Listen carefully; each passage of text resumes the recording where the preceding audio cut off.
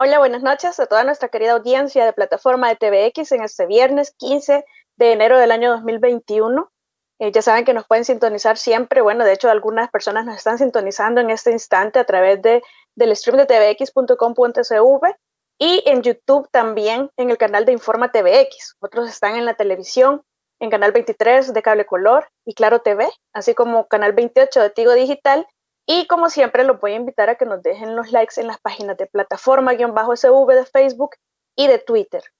Este viernes, pues mañana es 16 de enero, es importante que fomentemos la conciencia de conmemoración hacia los acuerdos de paz, debido a que es un respeto mayúsculo hacia la memoria histórica de las personas que perdieron la vida en, en esta lucha social, que independientemente de las razones por las que se haya dado, porque así como lo dice el maestro Dagoberto Gutiérrez, a quien agradezco su saludo hacia mi padre, esta plataforma del lunes, el FMLN, su lucha fue por la inclusión política, que una vez lograda nosotros vimos en lo que ha sucedido con el partido FMLN, que no es lo mismo que el movimiento social. Yo creo que al que todos le tenemos mucho respeto por la lucha que realizó, pero esa lucha no fue por la desigualdad de clases, por la injusticia, etcétera, sino que tenían sus propios intereses. Sin embargo, hubo personas que entregaron su vida a otras personas que fueron asesinadas y masacradas. Aquí perdieron la vida los jesuitas en la masacre, que ya sabemos cómo sucedió. Y hay secuelas, todavía las hay, porque en el país no tenemos una verdadera ley de la reconciliación, y por falta, absolutamente, y lo puedo decir de forma contundente y categórica, por falta de voluntad política de los diputados que no quieren entregarle al país parte de todo lo que está sucediendo y que estamos viendo en la controversia de si conmemorar o no conmemorar, es parte porque también en el país no ha existido una verdadera justicia, no se conoce la verdad, no se ha reparado a las víctimas, no hay sanción de responsables. Aquí ha habido una amnistía y una inmunidad, y una impunidad absoluta. Entonces, todo esto no nos garantiza que lo sucedido no se repita. Son los parámetros que la Sala de lo Constitucional impuso para que se respetara, y se creara una ley de la reconciliación con base a esos parámetros y no una de impunidad y de indulto como lo hemos tenido con la declaración, con la ley de la amnistía que fue declarada inconstitucional previamente. Es una deuda hacia el país, es una deuda país por parte de todas las asambleas legislativas desde la fecha de los acuerdos de paz. Tener una verdadera ley que nos garantice esos cuatro parámetros o esos cuatro indicadores: justicia, verdad, reparación y garantía de no repetición. Y dicho esto, yo sí considero que la memoria histórica de estas personas que entregaron su vida por una lucha social completamente válida y que nos permite que esté sentada yo en este momento acá, transmitiéndoles en plataforma todos los viernes 20 minutos sin ninguna especie de censura, ni del canal, ni del gobierno, ni de ninguna naturaleza, porque es uno de los mayores logros que se dieron.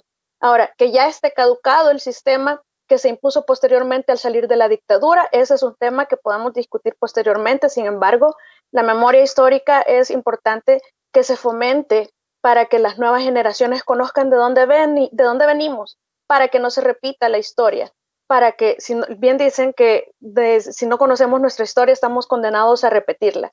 Así que solamente este mensaje previo, también quiero darle las gracias por todos sus saludos hacia la salud de mi padre, sus oraciones, por mantenerlo en oración. Ya está bastante mejorcito, está estable, siempre con su condición, pero él está bastante estable ahora.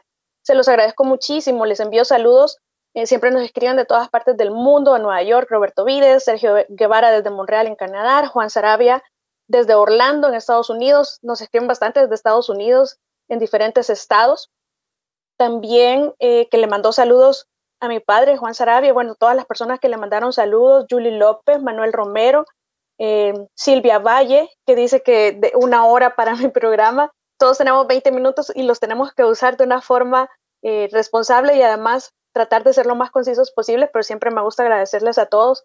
Ya saben también que está mi canal de YouTube, aunque yo no lo promociono, pero ahí está mi canal de YouTube de Tania Pastor. Ustedes pueden encontrar la lista de todas, un listado de reproducción que se llama Plataforma SV. Ahí están todas mis plataformas también, todos los programas de televisión, entrevistas, donde yo emito mis opiniones, y por supuesto las redes sociales, la página de Facebook, Tania Pastor, y Tania PS en Twitter. También Yesenia Meléndez desde Boston, Irene Vázquez, don Jorge Hernández, Luis José Cruz, Tony Centeno, Julia Mejía desde Italia nos escribieron. También Gloria Aroca en Estados Unidos, que nos comenta que en Estados Unidos por cada minuto que pasa mueren 10 personas de COVID.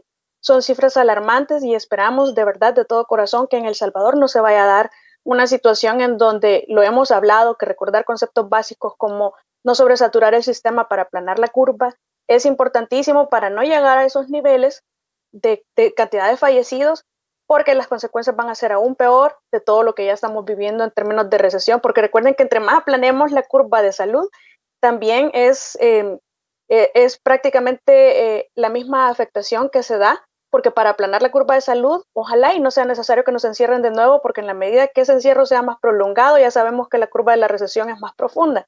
Pero bueno, también me preguntaron, aprovecho a evacuar rápido, que me preguntaron que si podrá votar la diáspora. Ya hemos grabado plataformas sobre este tema, ¿no? No podrán votar aquellos que no tengan domicilio, que no obtuvieron su DUI, que diga domicilio Estados Unidos. Definitivamente es una deuda de cumplimiento de esa sentencia 56 del 2012, en donde no se ha permitido todavía un voto completo para la diáspora en términos de voto pasivo y voto activo. Está en suspenso todo eso, se supone que esta vez sí va a estar para el 2024 y lastimosamente no hay ninguna sanción para estas personas que incumplieron la sentencia de la sala en la Asamblea Legislativa de legislar para que pudieran emitir el voto en el exterior los salvadoreños, nuestros hermanos salvadoreños, y tampoco remitieron a la Fiscalía General de la República para que se investigue esta desobediencia a la sala que ha sido deliberada. Incluso hay un voto razonado, bueno, me parece que era razonado, de un magistrado en donde casi que se establece que que hay delito cometido por los diputados al incumplir con esa sentencia, pero tampoco es que la sala le dio un seguimiento como debió de haberlo hecho.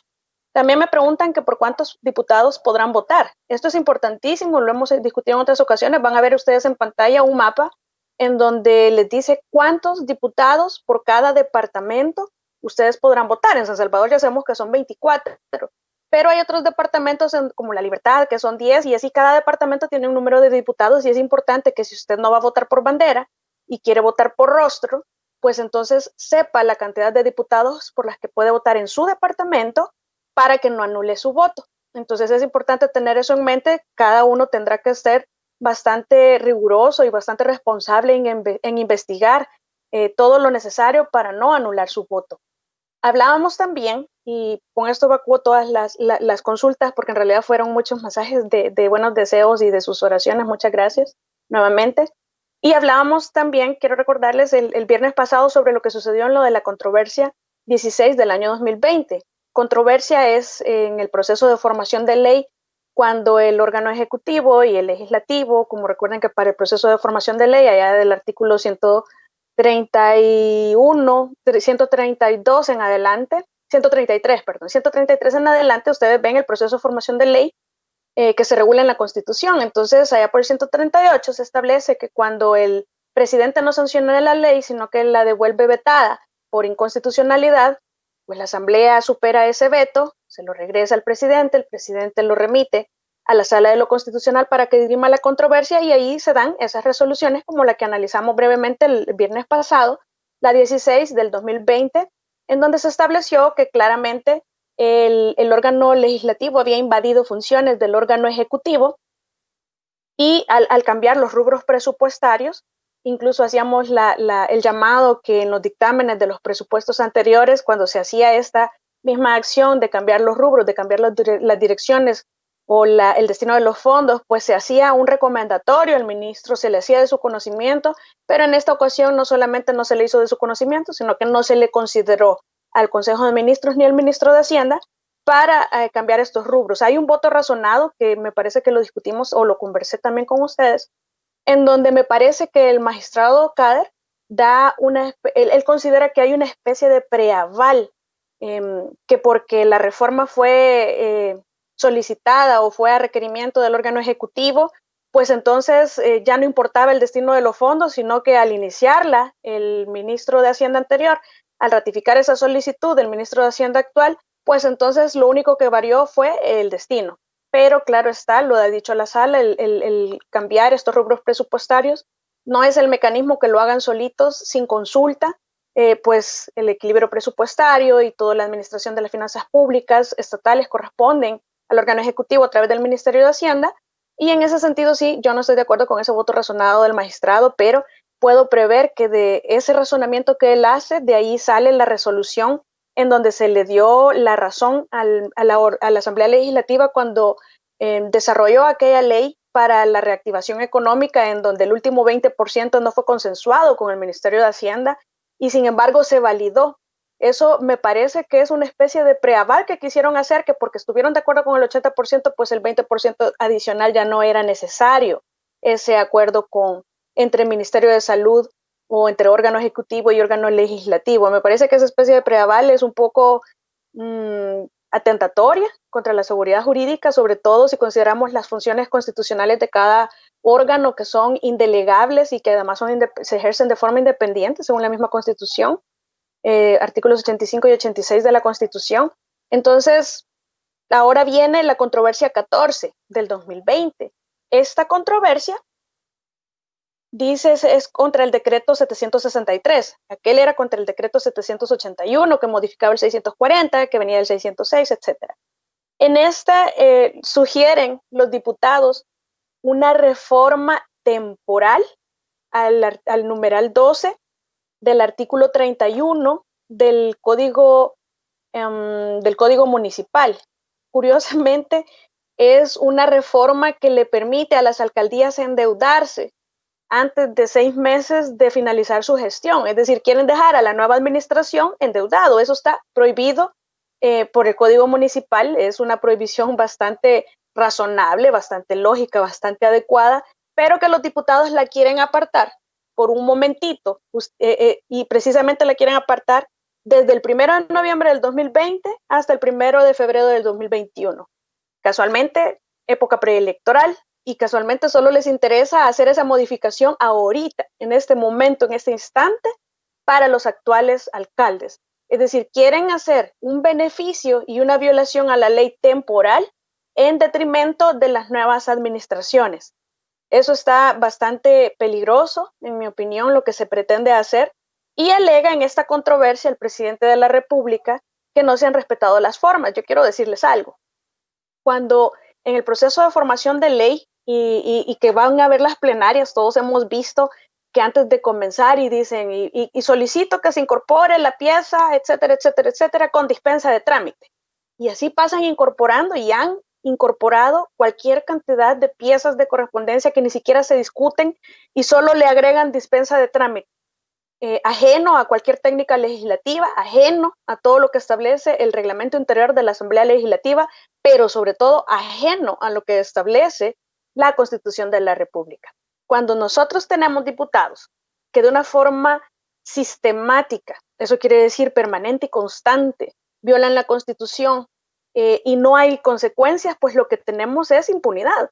Entonces, ¿qué sucede cuando los diputados incluyen algo como dispensa de trámite? Ya lo dice la jurisprudencia de forma bastante clara y lo dice también la Constitución, y que la protección jurisdiccional y bueno, etcétera, que todas las decisiones que toman las autoridades cuando van a afectar derechos de terceros tienen que justificarse, motivarse, argumentarse y razonarse. Es decir, dispensa de trámite es un procedimiento mediante el cual se pueden incorporar piezas de correspondencia cuando hay razones de urgencia que lo ameriten. Pero esas razones de urgencia no son urgentes porque yo digo que son urgentes porque además de que lo digo, lo fundamento, lo razono, lo argumento y lo concluyo y además lo documento. Pero ¿qué es lo que sucedió con este decreto 763 que pretende la reforma temporal? Ya lo decíamos, de noviembre a febrero, casualmente y convenientemente también a febrero de este año, del numeral 12 del artículo 31 del Código Municipal. Dice, bueno, ahí ustedes lo pueden descargar el Código Municipal y lo ven, es algo extenso, pero definitivamente lo que pretenden es endeudar antes de los 6 meses de salir, porque sí dice que se prohíbe la utilización de los fondos públicos municipales que perjudiquen los bienes e ingresos del municipio durante los 180 días anteriores a la finalización del periodo para el cual fueron electos los consejos municipales, y luego continúa bastante más. Eso es lo que pretenden hacer, pero entonces dice el presidente de la República en la razón de su veto o en el razonamiento, afirma que los fundamentos para la aprobación y dispensa de trámite del decreto 763-2020 son falsos, dice el presidente. No hay argumentos, no hay razonamiento, dice, porque lo que debe es de expresarse y razonarse las razones de urgencia de la dispensa que dice la jurisprudencia que debe de haber, porque aquí se dispensa cualquier cosa y no se justifica nunca nada. Entonces, cuando nosotros escuchamos en eso fue, me parece que la plenaria 133, si no me equivoco, y cuando es el momento de argumentar y de razonar y de tratar de fundamentar la urgencia de la dispensa de trámites sobre ese dictamen, sobre esa pieza de correspondencia en la cual se quería reformar este artículo temporalmente, entonces lo que se hace es que hay unas intervenciones, solo se lee la pieza por parte de un diputado, luego intervienen otros dos diputados, quien lee es la diputada Cornejo, y luego intervienen el diputado Parker y la diputada Escobar, y ambos, bueno, primero la diputada Escobar lo único que hace es hacer campaña para el alcalde de San Salvador actual. Eso es lo que hizo en su intervención. Habló algunos minutos y eso es lo único que hace. Y la siguiente argumentación o el siguiente razonamiento o el siguiente fundamento de la urgencia de la incorporación con dispensa de trámite de esta pieza la realiza el diputado Parker, quien en unos 10 segundos aproximadamente, y vamos a ver si logramos subirles unos 30 segundos de este video. En esto lo que hace el diputado Parker es decir quién va a ser la propuesta de alcalde del Partido Demócrata Cristiano.